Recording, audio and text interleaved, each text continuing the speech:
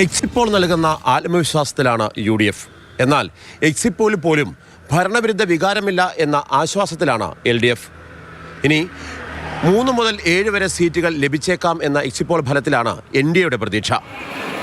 100 seat എന്ന പ്രതിപക്ഷ നേതാവിന്റെ ആത്മവിശ്വാസം എക്സിറ്റ് പോളുകളിലില്ല. എങ്കിലും UDF ഭരണം പിടിക്കുമെന്ന പ്രവചനങ്ങളിലാണ് നേതൃത്വത്തിന്റെ പ്രതികരണം. കോൺഗ്രസിന്റെ ഗ്യാരണ്ടി സ്കീമുകൾ അത് UDFന്റെ ഗ്യാരണ്ടി സ്കീമുകളായിട്ട് ജനങ്ങൾ അതിനെ ഉൾക്കൊണ്ടു.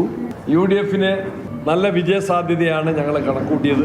എക്സിറ്റ് ഫലങ്ങൾ പ്രഖ്യാപിച്ചപ്പോൾ അത് ശരിവെക്കുന്ന എക്സിറ്റ് ഫലങ്ങളാണ്. ജനവിധി UDFന് അനുകൂലമാകും എന്ന് ഞങ്ങൾ പ്രതീക്ഷിക്കുകയാണ്.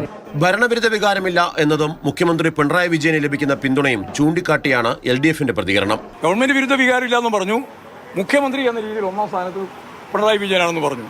അത്രയും പറഞ്ഞു കഴിഞ്ഞാൽ വളരെ വ്യക്തമല്ലേ. ഞങ്ങൾക്ക് ഭൂരിപക്ഷം ഉണ്ടാവില്ല എന്ന് പറഞ്ഞവർ തന്നെ പറഞ്ഞത് ഞങ്ങൾക്ക് 2 വോട്ടിന്റെ അല്ലെങ്കിൽ 2 സീറ്റിന്റെ വ്യത്യാസത്തെ സംബന്ധിച്ചാണ്.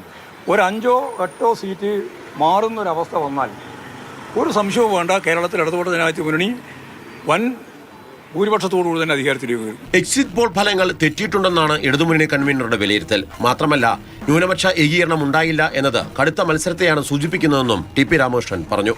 എക്സിറ്റ് പോളിന്റെ ഭാഗമായി വന്നു ചേർന്നിട്ടുള്ള ഒരു നിലപാട് കേരളത്തിന്റെ യഥാർത്ഥ വിധിയുമായി ബന്ധപ്പെടുന്നതല്ല എന്നതാണ് എൻ്റെ അഭിപ്രായം.